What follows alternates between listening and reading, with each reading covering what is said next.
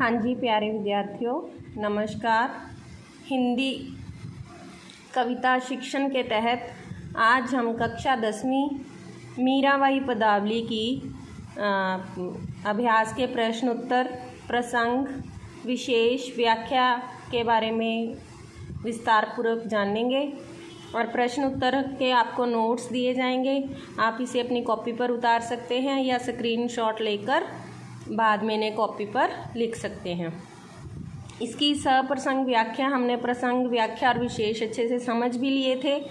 आपको पिछली वीडियो में ये समझा भी दिए गए थे। तो चलिए शुरू करते हैं आज की मीराबाई पदावली। ये हमारी दूसरी कविता है कक्षा 10वीं की। सबसे पहले हम शुरू करते हैं मीराबाई पदावली। इसका हम प्रसंग कैसे लिखेंगे? प्रस्तुत पद मीराबाई द्वारा रचित पदावली से लिया गया है। क्योंकि ये पदावली है इसलिए हमने यहाँ पर पद लिखा है। प्रस्तुत पद में मीराबाई श्री कृष्ण की सुंदर छवि का वर्णन करते हुए उन्हें अपना पति मानते हुए अपने उद्धार करने की बात कह रही है। बेटा मीराबाई पदावली के 2 ही पद हमारी इस कविता में हमें सिलेबस में पाठ्यक्रम में दिए गए हैं। प्रथम पद में मीराबाई श्री कृष्ण के रूप का वर्णन कर रही है और द्वितीय पद में वो श्री कृष्ण को अपना उद्धार करने की बात कह रही है। तो हम दोनों ही पदों में यही प्रसंग लिखेंगे, हमें पेपर में चाहे जो भी पद आ जाए। तो इसके बाद व्याख्या में हम प्रस्तुत पद में मीराबाई कहती है, तो व्याख्या का जो भाग है वो हमारी पाठ्य पुस्तक में मैंने आपको पहले भी बताया था, दिया हुआ है। तो ये देखिए पेज नंबर 8 पर हमारी हिंदी की पाठ्य पुस्तक में पहले पद में मीराबाई ने कृष्ण के, ये सारी प्रथम पद की व्याख्या होगी, फिर ये दूसरे पद की व्याख्या हो गई। पहले आप मेरी समझाई हुई व्याख्या अच्छे से सुनेंगे, उसके बाद इसे पढ़ेंगे और अगर आप अपनी कॉपी पर इसका नोट्स बनाना चाहें तो आप लिख भी सकते हैं। ठीक है बेटा। तो उसके बाद अभी हम इसके प्रश्न उत्तर शुरू करेंगे। पहले हम इसका विशेष कर लें। व्याख्या के बाद सबसे पहले हमने इसका प्रसंग करा, फिर व्याख्या आई। व्याख्या हम शुरुआत ऐसे करके अपनी बुक के पेज नंबर 8 से देख सकते हैं या मेरी पिछली वीडियो आप इससे सुन सकते हैं। ये आपको तभी समझ में आएगी अगर हम मीराबाई पदावली की फर्स्ट वीडियो की व्याख्या अच्छे से समझेंगे। विशेष में बेटे सबसे पहला पॉइंट, भाषा। कवित्री की भाषा राजस्थानी की भाषा में राजस्थानी शब्दों की अधिकता है। यहाँ में आ जाएगा, भाषा में राजस्थानी शब्दों की अधिकता है। उसके बाद आ गया हमारे पास अलंकार, अनुप्रास अलंकार का प्रयोग किया गया है। गुण, कविता में गयता का गुण है। गयता मतलब ये कविता गाकर भी सुनाई जा सकती है। कुछ कविताएं हम गाकर जिसका प्रस्तुत कर सकते हैं, प्रस्तुतिकरण कर सकते हैं, तो ये इसमें गयता का गुण है। रस, भक्ति रस का प्रयोग किया गया है। शैली सरल, सहज और भावपूर्ण है। तो कम से कम हमें विशेष में 5 पॉइंट देने होते हैं अगर हमने पेपर ऑफलाइन लिखना हो तो। ठीक है बेटे। तो उसके बाद इसके प्रश्न उत्तर, आप इसका एक स्क्रीनशॉट लेंगे पहले और फिर इसे अपनी कॉपी में नोट्स के रूप में पूरा करेंगे। पेज नंबर 2 पर हमारे पास इसके अभ्यास के प्रश्न उत्तर आ गए। टोटल हमें 7 प्रश्न दिए गए हैं अभ्यास के। प्रथम प्रश्न है, श्री कृष्ण ने कौन सा पर्वत धारण किया था? श्री कृष्ण ने गोवर्धन पर्वत को धारण किया हुआ था। इसका उत्तर आ गया कौन सा पर्वत? गोवर्धन पर्वत। ठीक है बेटे। सेकंड क्वेश्चन, मीरा किसे अपने नैनों में बसाना चाहती है? मीरा श्री कृष्ण को अपने नैनों में बसाना चाहती है। बहुत ही सरल शब्दों में इनके उत्तर मैंने आप लोगों के लिए तैयार किए हैं।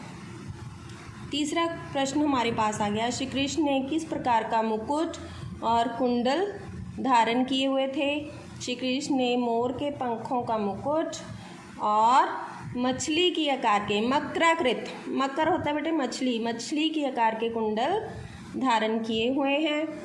चौथा प्रश्न आ गया हमारे पास बेटे, मीरा किसे देखकर प्रसन्न हुई और किसे देखकर दुखी हुई? तो मीराबाई भक्तों को देखकर प्रसन्न हुई और संसार के लोगों को देखकर दुखी हुई। क्यों दुखी हुई लोगों को देखकर? क्योंकि जो हमारे संसार के लोग हैं वो संसारिक मोह माया में फंसे हुए हैं, उनको देखकर मीरा दुखी हो रही है, और जो भक्त श्री कृष्ण की भक्ति में लीन है उनको देखकर मीराबाई प्रसन्न हो रही है। 5वां प्रश्न आ गया हमारे पास, संतों की संगति में रहकर मीरा ने क्या छोड़ दिया? तो इसका उत्तर आ गया बेटे, संतों की संगति में रहकर मीरा ने कुल की मर्यादा और लोक लाज छोड़ दी थी। क्या छोड़ दिया था? कुल की मर्यादा और लोक लाज छोड़ दी थी। इसके बाद हमारे पास बेटे, आप इसका स्क्रीनशॉट ले लीजिए,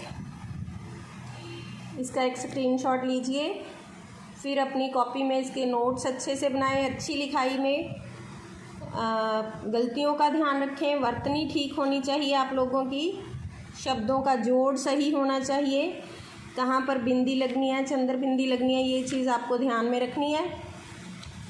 तो हमारे पास अगला हमारा जो प्रश्न है, 6ठा प्रश्न हमारे पास आ गया, मीरा अपने आंसुओं के जल से किस बेल को सींच रही है? इसका उत्तर आ गया बेटे हमारे पास, मीरा अपने आंसुओं में देखो बेटे, पहले चंद्र बिंदी है, फिर आंसुओं के पीछे बिंदी लगी हुई है। कोई भी गलती आप ध्यान दें, होनी नहीं चाहिए लिखने में।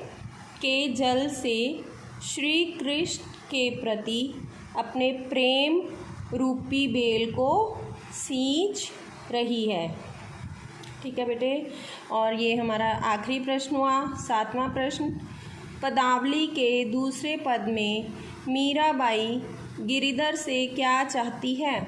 इसका उत्तर आया, मीराबाई दूसरे पद में गिरिधर से क्या चाहती है? मीराबाई गिरिधर से चाहती है कि मैं भी आपकी दासी हूँ, अब मुझे भी तार दो, मेरा भी उद्धार करो। उद्धार मतलब मुझे भी तार दो, मैं भी आपके चरणों की दासी हूँ। कुछ अन्य एग्ज़ाम के पॉइंट ऑफ व्यू से मैंने आप लोगों के लिए प्रश्न उत्तर लिखे हैं। जैसे हमारे आजकल ऑनलाइन पेपर हो रहे हैं, तो हमें उनके उत्तर 1 वर्ड में या ऑप्शन में से चूज़ करने होते हैं, तो हमें ये आने चाहिए। इसके लिए आपको कविता की लाइनों में से खाली स्थान के रूप में भी दिया जा सकता है, 4 ऑप्शंस दे दिए जाएंगे, आपको चूज़ करना होगा कुछ भी, कौन सी ऑप्शन आएगी। अगर आपने ये वीडियोस ध्यान से सुनी होगी, इनको पढ़ा होगा, तो आपको अच्छे से उसका आंसर आता होगा। तो इसका प्रथम मैंने क्वेश्चन लिखा है, जो श्री कृष्ण की आकृति मतलब उनका रूप कैसा था, उनका रंग रूप कैसा था, वो देखने में कैसे थे, उनकी आकृति कैसी थी। ये हमारी कविता की प्रथम लाइन का ही उत्तर आ गया इसका। श्री कृष्ण की आकृति मोहित करने वाली, रंग सांवला और बड़ी बड़ी आँखें हैं। श्री कृष्ण की आकृति मोहित करने वाली, रंग सांवला और बड़ी बड़ी आँखें हैं। हाँ जी बेटे, हमारा दूसरा प्रश्न आ गया, मीराबाई ने श्री कृष्ण की आकृति के बारे में तो वर्णन पहले प्रश्न में कर दिया कि वो मोहित करने वाली, रंग सांवला और बड़ी बड़ी आँखें हैं। दूसरा प्रश्न, और कौन सी चीज़ वस्तु उनकी शोभा को और बढ़ा रही है? तो कृष्ण के रूप के बारे में ही ये प्रथम पद में से ही लिया गया है। उनके माथे का लाल तिलक, उनके माथे का जो लाल तिलक है उनकी शोभा को और भी बढ़ा रहा है। जैसे हमने बोला था ना कि अरुण तिलक दियो भाल, अरुण लाल रंग का तिलक जो उनके माथे पर लगा हुआ है, भाल मतलब माथा, वो सुंदर लग रहा है। मीरा किसकी भक्तनी थी? तो मीरा श्री कृष्ण जी की भक्तनी थी। ये भी क्वेश्चन आ सकता है कि मीरा ने किसकी भक्ति में कविता का रचना की? तो श्री कृष्ण ने। जैसे हमारे पास प्रथम में आ गया, तुलसीदास जी ने किसकी भक्ति में रचना की? तो किसकी भक्ति? श्री राम की। और मीराबाई ने किसकी भक्ति में रचना की, काव्य की? तो कृष्ण जी की। चौथा प्रश्न हमारे पास आ गया, मीरा की प्रेम रूपी बेल पर कैसे फल लगे हैं? आनंद रूपी फल लगे हैं। मीरा की प्रेम रूपी बेल पर कैसे फल लगे हैं? आनंद रूपी फल लगे हैं। श्री कृष्ण ने कमर में क्या बांधा हुआ था? श्री कृष्ण ने कमर में छोटी छोटी घंटियाँ बांधी हुई थी। क्या बांधा हुआ था? घंटियाँ बांधी हुई थी। छठा प्रश्न हमारे पास आ गया, मीरा श्री कृष्ण को कहाँ बसाना चाहती है? अपने नयनों में बसाना चाहती है। कहाँ? अपने नयनों में बसाना चाहती है। श्री कृष्ण का वर्ण कैसा है? वर्ण मतलब रंग। उनका जो शरीर का रंग है वो कैसा है? सांवला, सांवले रंग के थे, सांवला है। इसके बाद हमारा आठवां प्रश्न, मीरा ने किस जल से प्रेम बेल बोई है? तो कौन से जल से? आंसुओं के जल से। आंसुओं के जल से प्रेम बेल बोई है। तो अगला प्रश्न हमारे पास आ गया, मीरा ने किनके साथ बैठकर लोक लाज गवा दी है? संतों के साथ बैठकर। किनके साथ? संतों के साथ बैठकर लोक लाज गवा दी है। तो लास्ट हमारे पास प्रश्न आ गया, मेरे ख्याल में आपको ये दिखा नहीं, किसके साथ बैठकर? संतों के साथ बैठकर। तो हमारे पास 10वां प्रश्न, जो आखिरी प्रश्न मैंने लिखा है, तात मात भ्रात बंधु का क्या अर्थ है? तात का अर्थ है बेटे पिता, मात माता, भ्रात भाई और बंधु का अर्थ है सखा। तो ये 10 के 10 प्रश्न पूरे हो गए जो हमने अन्य महत्वपूर्ण प्रश्न किए हैं परीक्षा के हिसाब से, परीक्षा के पॉइंट ऑफ व्यू से। इसके बाद हमारे पास आ गया भाषा बोध। आप इसका बेटे एक स्क्रीनशॉट ले लीजिए ताकि आपको आसानी से आप इनका लिख सकें, नहीं तो वीडियो को आप रोक कर इसका उत्तर लिख सकते हैं, इनको कॉपी में उतार सकते हैं सभी प्रश्नों को। अब इसका भाषा बोध आ गया। भाषा बोध आप मेरे साथ साथ अपनी पुस्तक पर ही पेंसिल से लिखेंगे। मैंने आप लोगों के लिए पेन से लिखा, लेकिन आप हमेशा पुस्तक पर पेंसिल का ही प्रयोग करें, लेड पेंसिल।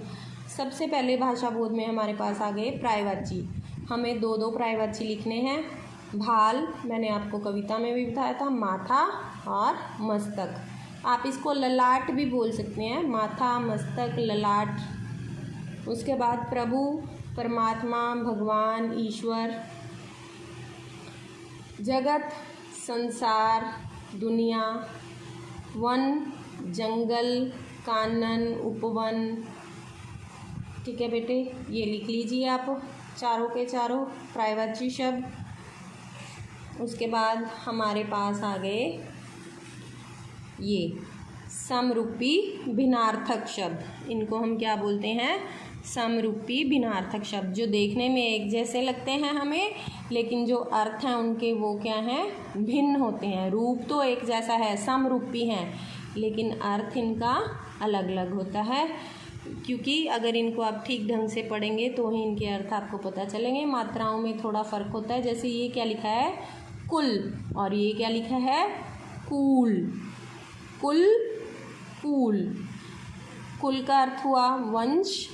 मीरा ऊंचे कुल से थी, ऊंचे वंश से संबंध रखती थी, राजघराने से संबंध रखती थी मीरा। और दूसरे कूल का अर्थ है किनारा।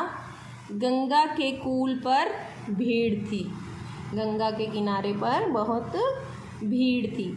और कटी, जो छोटी ई की मात्रा वाला कटी है वो क्या? उसका अर्थ हुआ कमर। कृष्ण जी ने कटी पर घुंघरू बांधे थे। ठीक है, कृष्ण की कटी पर घुंघरू बांधे हुए थे। और जो बड़ी ई वाला कटी हुआ उसका अर्थ हुआ फटना या काटना। उसकी कमीज़ कटी हुई थी, उसकी कमीज़ कटी हुई थी मतलब फटी हुई थी। बेटे आपको ये पेपर में जैसे शब्द दे दिए जाएंगे, ये आपको 1 नंबर में आएगा। अगर आपका पेपर ऑफलाइन होता है तो आपको लिखने के समय इसका अर्थ भी लिखना होगा और फिर इसका वाक्य बनाना होगा, तो आपको 1 नंबर मिलेगा। अगर आप दोनों का अर्थ भी लिखेंगे और उसका साथ साथ में वाक्य बनाएंगे तभी आपका 1 नंबर पूरा माना जाएगा।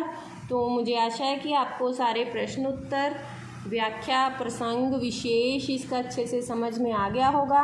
आज मीराबाई पदावली भाग 2 में मीराबाई की कविता संपूर्ण होती है। आप इसके नोट्स भी आपको दे दिए गए हैं, तो मैं आशा करती हूँ कि आप इसको ध्यान से सुनेंगे और नोट करेंगे और इसको शेयर, लाइक, सब्सक्राइब करना नहीं भूलेंगे। धन्यवाद।